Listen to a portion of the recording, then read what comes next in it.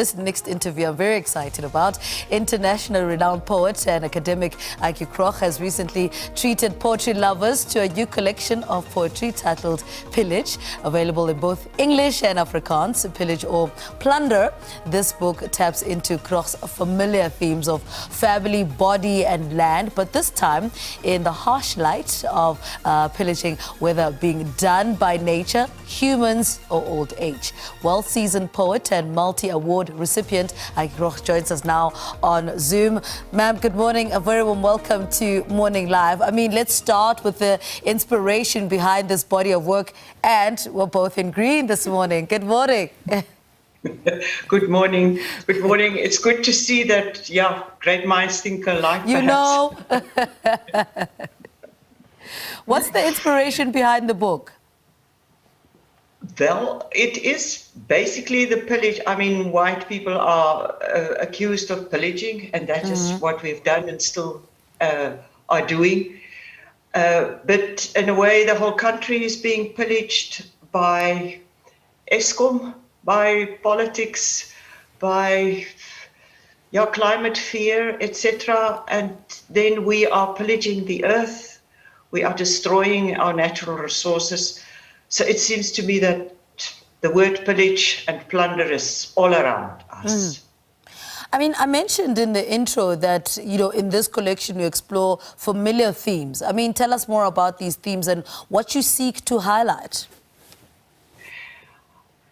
There's a lot of love poems in it, and the love poems is, I've been married 45 years, older than most people listening.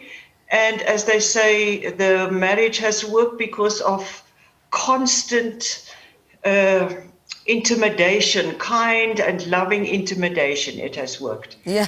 So there's interesting old people love poems. There's the pillage of women's bodies. There's a whole section on the vulnerability of the woman and the girl's body.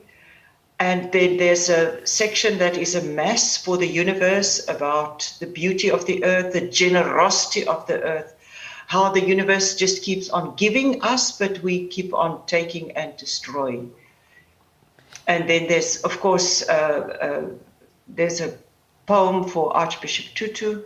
There's a poem for various figures that I admire. I mean, you also highlight student protests, you know, such as the 2015 fees must fall. Tell us a little bit more about why that also drew your attention. I was at the university when the fees must fall movement happened, and experienced it on campus and experienced the anger and the frustration, etc., and was feeling in many ways helpless, feeling also called upon to act, but don't know, and then I heard this wonderful remark by one of my colleagues who said, you know, Antjie, the white eye is always here.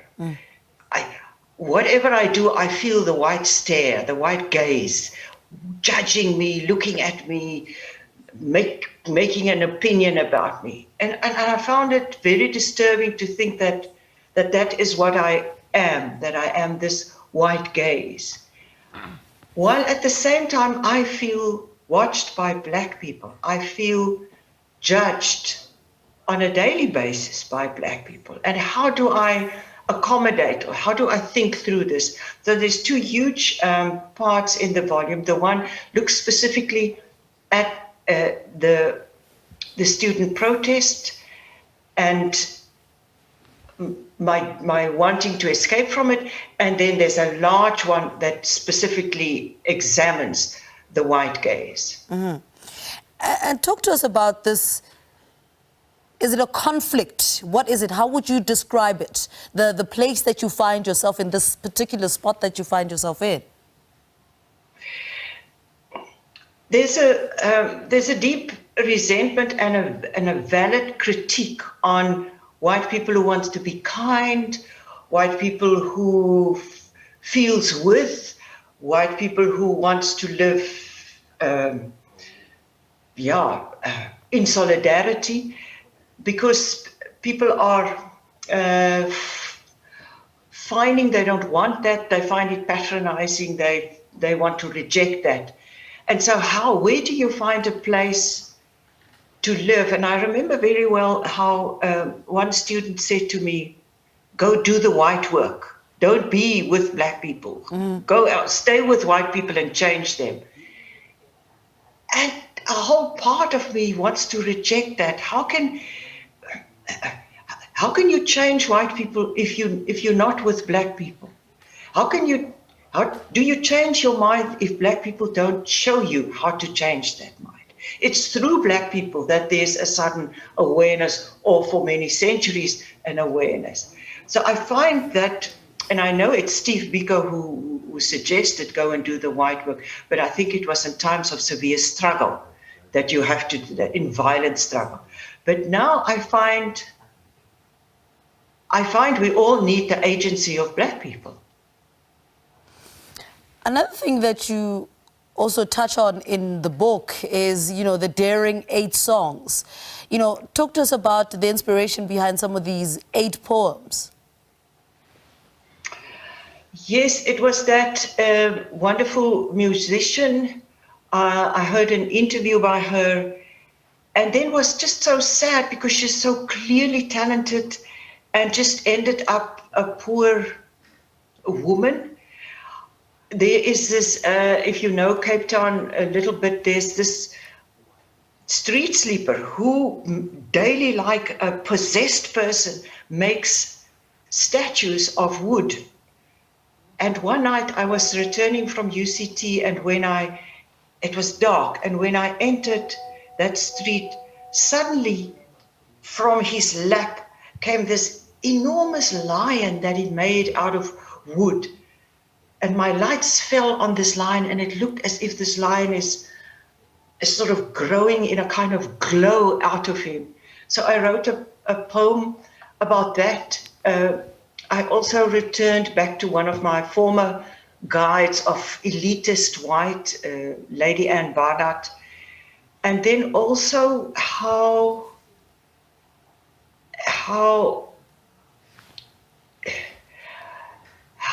being in front of a black person calls forth what you can be and should be, and questions what you are and what you want to be.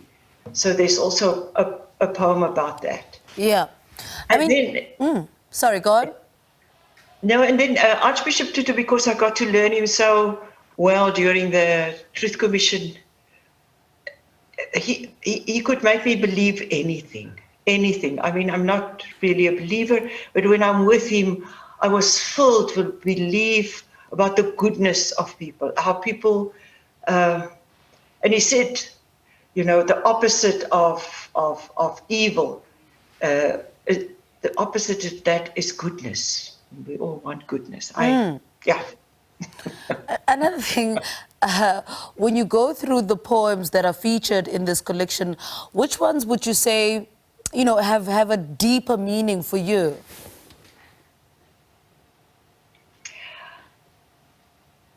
I would say that I very much like to read the love poems, because they catch something of our anxiety when you grow old. How will you end up? How desolate, how lonely, who will die, and who will be the one that survives, and how do you live this alone life? But I think my mind was working on the politics, and I have received, people are bothered by the strong political demand in the poems, and people want to say the world is difficult enough, you don't have always to bring in politics.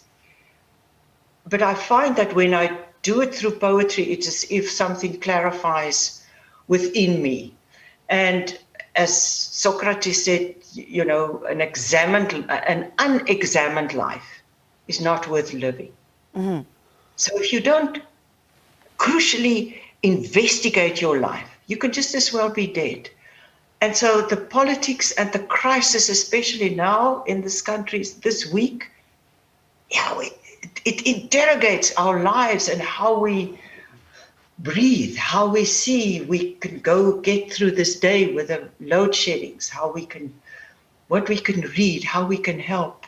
I think it's crucial. You know, we need to end this conversation, but I mean, this book is available in both English and Afrikaans, and I believe it will also be, you know, published in Dutch by Podium in the Netherlands in 2023. That's exciting. Tell us more about that.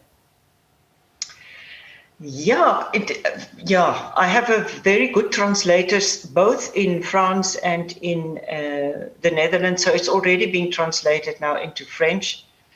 And there's several poems selected to be translated into German. So yeah, I think what I do think is that translation is a crucial tool, should be a crucial tool in this country, so that your mother tongue is not a cul-de-sac. And my heart bleeds for people who wants to write in isiXhosa or isiZulu or Sesotho, and there's no proper translation into English. All right, Antjie Krog, thank you so much. Such an honor having you on the program. Good luck with the book going forward. We look forward to more. Thank you so much for talking to us, internationally renowned poet and academic Antjie Krog. And we've been discussing her new poetry collection. It's titled Pillage.